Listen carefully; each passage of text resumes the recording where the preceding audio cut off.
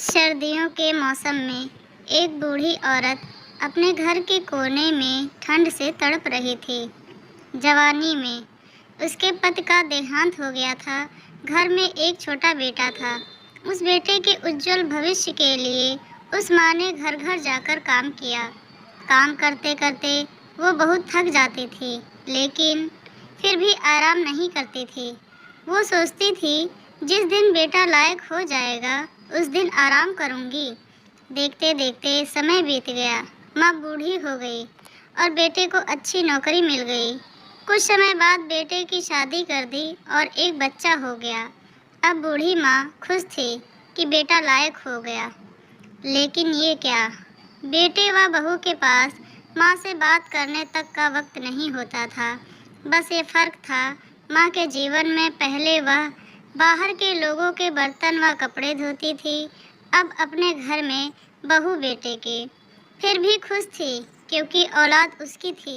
सर्दियों के मौसम में एक टूटी चारपाई पर बिल्कुल बाहर वाले कमरे में एक फटे से कंबल में सिमट कर माँ लेटी थी और सोच रही थी, आज बेटे को कहूँगी, तेरी माँ को बहुत ठंड लगती है, एक नया कंबल ला दे।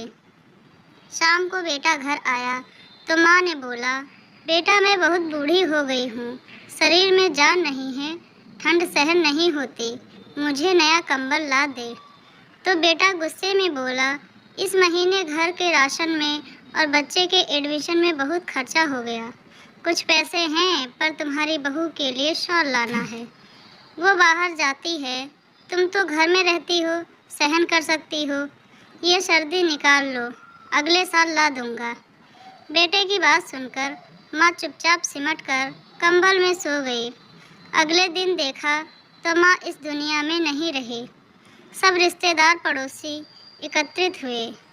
बेटे ने माँ की अंतिम यात्रा में कोई कमी नहीं छोड़ी थी।